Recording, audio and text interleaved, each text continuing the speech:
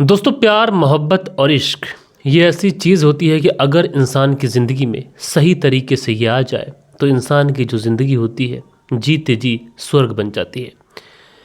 लेकिन दोस्तों, ऐसे अनगिनत मामले भी आए हैं जिसमें इसी प्यार, मोहब्बत, इश्क ने अगर सही तरीके से लाइफ में ना आए और इसमें एक व्यक्ति छल करे या फिर कुछ और, तो यही जो प्यार, मोहब्बत, इश्क होता है ये इंसान की ज़िंदगी को कब जहन्नुम बना दे इंसान को पता भी नहीं चलता।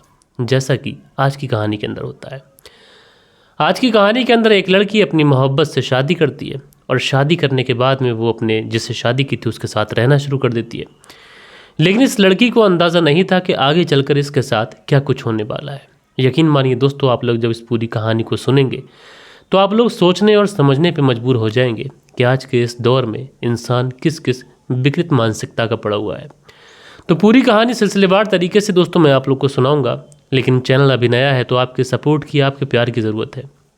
तो आप लोग अपना प्यार दिखाएं, अपना सपोर्ट दिखाएं और चैनल को सब्सक्राइब ज़रूर करें। फिर चलते हैं सीधा सीधा इस कहानी का रुख करते हैं। दोस्तों, आज की कहानी की बात करें तो आज की कहानी की शुरुआत होती है उत्तर प्रदेश से। और इसी उत्तर प्रदेश के अंदर एक ज़िला लगता है गोंडा ज़िला, और इसी गोंडा ज़िले के अंतर्गत एक थाना आता है नवाबगंज थाना।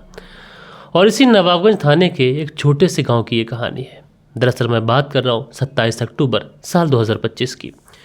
और इसी 27 अक्टूबर साल 2025 को एक व्यक्ति जो कि जंगल के रास्ते से गुजरता हुआ जा रहा था, तो इसकी जो नज़र है झाड़ियों की तरफ पड़ती है। जैसे ही इस व्यक्ति की नज़र झाड़ियों की तरफ पड़ती है तो ये झाड़ियों की तरफ देखकर चौंक जाता है। दरअसल वहाँ पर किसी लड़की की डेड बॉडी पड़ी हुई थी। अब ये जो व्यक्ति था इस बात की सूचना जो है वो गांव में देता है और साथ के साथ इस बात की इन्फॉर्मेशन पुलिस को भी दी जाती है। देखते ही देखते जितने भी लोग होते हैं सब घटनास्थल पर पहुंच जाते हैं और ये जो लड़की थी इस लड़की की शिनाख्त हो जाती है। इस लड़की का नाम था सुषमा कुमारी। सुषमा कुमारी जिसकी उम्र लगभग 23 वर्ष के आसपास थी, जो कि अपने 9 भाई बहनों में सबसे छोटी वाली बहन थी।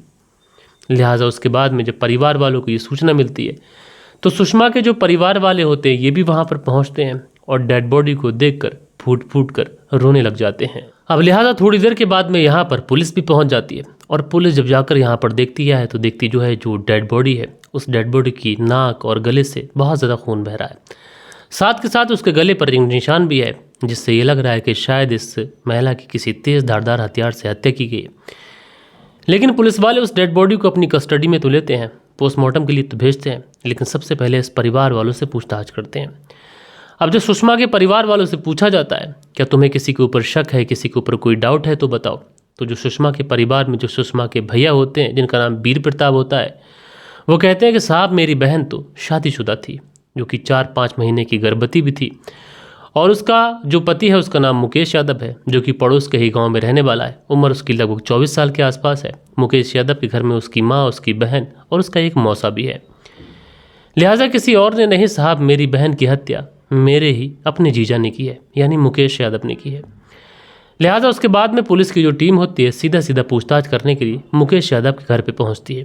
लेकिन जब पुलिस की टीम मुकेश यादव के घर पे पहुंचती है तो वहां पहुंचने के बाद में पुलिस हैरान हो जाती है। दरअसल मुकेश यादव का जो पूरा परिवार था वो पूरा का परिवार अब घर से फरार हो चुका था। अब जैसे ही पुलिस ये देखती है कि मुकेश का पूरा परिवार लापता हो चुका है, गायब हो चुका है, फरार हो चुका है, तो पुलिस भी समझ जाती है कि इस हत्या के पीछे कोई और नहीं बल्कि मुकेश या फिर उसका परिवार है। लिहाजा इसके बाद में पुलिस वाले इंतजार करते हैं जो पोस्टमार्टम की रिपोर्ट होती है। उस पोस्टमार्टम की रिपोर्ट आने में तो समय लगता है, लेकिन जो प्री मार्टम की रिपोर्ट होती है वो प्री मार्टम की रिपोर्ट आ जाती है और रिपोर्ट में ये बहुत क्लियरली मेंशन होता है कि जो सुषमा थी ये 5 महीने की गर्भवती थी। बहरहाल दोस्तों, पुलिस जो होती है सुषमा के ही भाई वीर प्रताप की तहरीर पर उसके जीजा मुकेश यादव के खिलाफ हत्या का केस दर्ज करती है और उसके बाद मुकेश यादव को ढूंढना शुरू कर देती है। 27 अक्टूबर साल 2025 का ये पूरा मामला था और आखिरकार 28 अक्टूबर साल 2025 को पुलिस जो होती है ये मुकेश यादव को अरेस्ट कर लेती है और इसे अरेस्ट करने के बाद में पुलिस थाने लेके पहुंचती है। अब पुलिस जब मुकेश को गिरफ्तार करके पुलिस थाने लेके आती है और यहाँ पे लाने के बाद में इससे पूछताछ करती है तो मुकेश को भी लग जाता है कि पुलिस से अब किसी भी तरीके का झूठ बोलना शायद फ़ायदे का सौदा होगा नहीं। इसलिए जो मुकेश होता है ये अपना जुर्म कबूल कर लेता है और उसके बाद में जो कहानी सुनाता है वो कहानी कुछ इस प्रकार होती है। दरअसल मुकेश पुलिस को बताता है कि इस पूरी कहानी की शुरुआत होती है साल 2023 से। साल 2023 में मुकेश और ये जो सुषमा है, जब ये दोनों मिलते हैं तो उसके बाद में इन दोनों के बीच में प्रेम प्रसंग हो जाता है और उसके बाद में ये दोनों एक दूसरे से शादी करने का फैसला करते हैं। अब दोस्तों, सुषमा और मुकेश जब दोनों एक दूसरे से शादी का वादा कर लेते हैं, लेकिन ये बातें जब सुषमा के परिवार वालों को पता चलती हैं तो जो सुषमा के परिवार वाले होते हैं वो शादी के लिए इनकार कर देते हैं।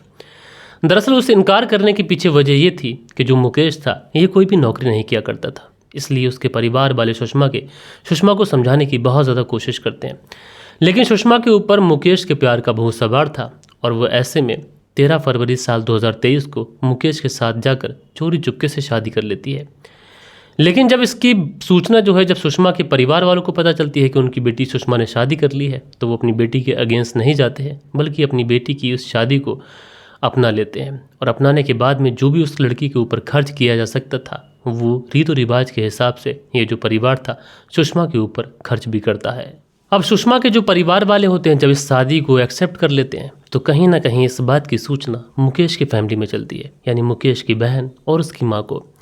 और मुकेश की बहन और उसकी माँ को जब ये पता चलता है कि सुषमा के परिवार वालों ने शादी एक्सेप्ट कर ली है, तो जो मुकेश की बहन और माँ और मुकेश जो होते हैं वो अब सुषमा के ऊपर दबाव डालने लगते हैं।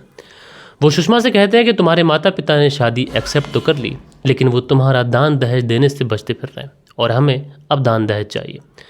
अब सुषमा इस बारे में अपने परिवार से बात करती है, लेकिन परिवार अगर बात करेगा भी दहेज को लेके तो ऐसा तो नहीं है कि एकदम अरेंज कर देगा, परिवार वाले थोड़ा सा टाइम दे देते। अब इसी बात को लेकर सुषमा आती है अपने पति से और अपनी सास से और अपनी ननद से कहती है कि ऐसी ऐसी बात है, लेकिन जो सास ननद और जो पति होता है ये मानने के लिए तैयार नहीं थे, बल्कि सुषमा को ये प्रताड़ित करने लगते हैं। धीरे धीरे समय ऐसे ही गुजरता रहता है, सुषमा लगातार परेशान होती रहती है, दहेज के लिए अपने घर वालों से बात भी करती।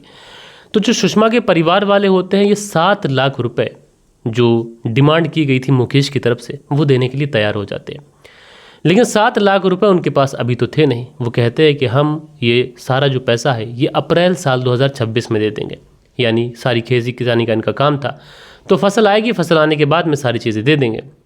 लेकिन जो सुषमा थी वो बेचारी कर भी क्या सकती थी, वो आती है अपने पति को बताती है, लेकिन जो पति था वो इस कदर हैवान हो चुका था वो सुषमा की मार पिटाई शुरू कर देता है।